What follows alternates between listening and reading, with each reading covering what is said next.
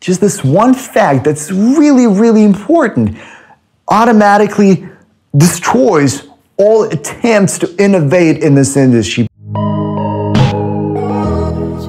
So last week I had a chance to speak with 2 marketing directors of NBA and 1 chief marketing officer of 1 basketball team. What I've learned was pretty staggering, and I'm about to share it with you.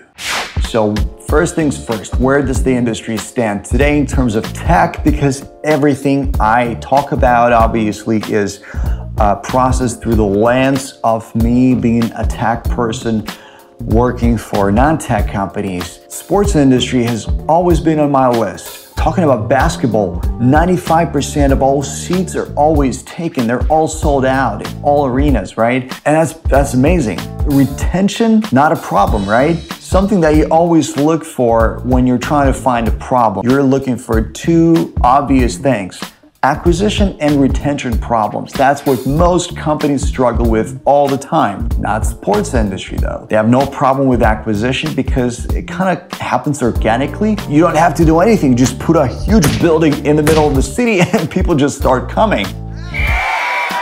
It's pretty amazing. There's no other industry, I think, where something like this happens. This automatically creates this isolation for the industry, and that's its con and that's its pro, right? What's the pro? The pro is obviously that you don't have to think about your fans. They are just organically there. They grow there like carrots in the field, right? Or like apples on the trees, because they just get born.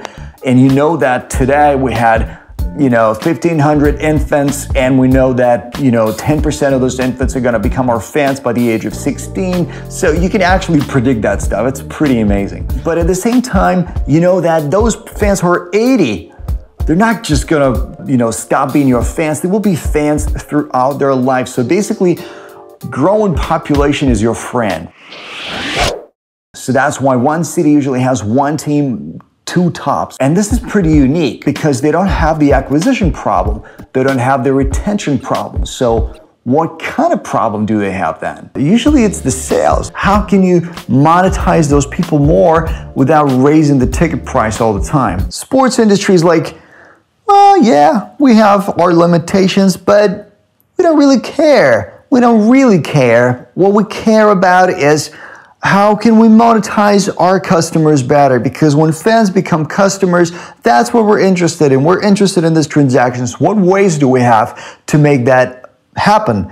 We have ticket price, we have pay-per-view, we have prepaid packages. Okay, there are so many ways that we can really innovate things that are happening in the sports industry. That's just amazing. Let me talk to these guys. Basically just digitizing this experience, making this experience much more engaged.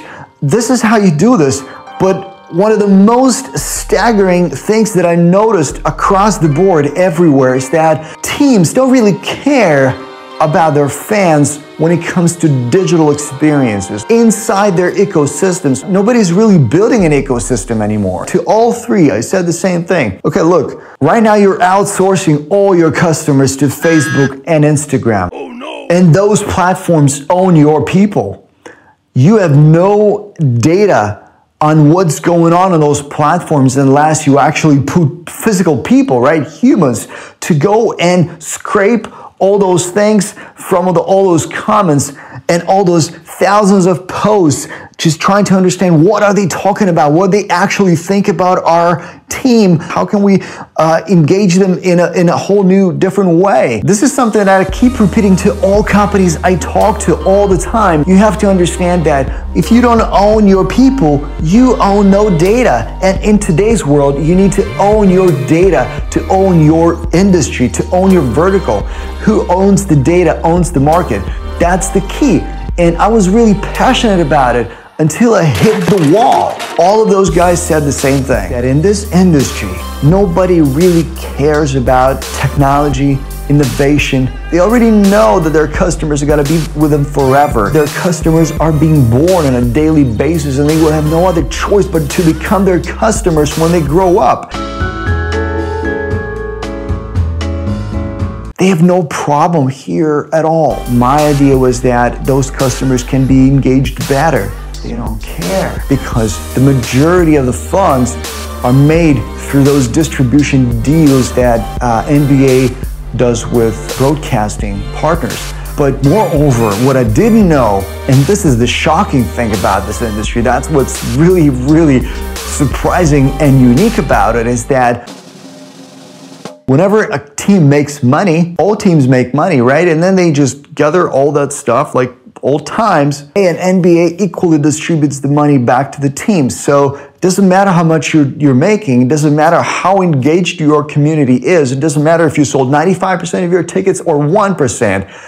The money that all teams make all together is then distributed equally across all 31 teams. Just this one fact that's really, really important automatically destroys all attempts to innovate in this industry, because there is just no need. Because even if they invest their entire revenue into something cool, something AR, VR, XR, big data, whatever they will learn about their customers, it doesn't matter, because eventually income will only increase by a fraction of a percent, because the entire thing will be equally distributed across all teams. The sports industry will probably stay in kind of an ice age of internet for a long time until something happens. This is what happens when you have a monopoly. You have no market. There's no need to add any value. This is kind of unique. I've never seen this before. I've never dealt with something like this before. There's always a problem. I just wanted to share this with you guys in case you care, in case you're wondering what's going on. If you liked it, subscribe, DM me. There'll be a lot more interesting topics in this segment of small data, stuff that I learn on a daily basis that I share with you, and I only share with you the most valuable pieces that are worth sharing, pieces that inspire ideas. I'll see you guys next time.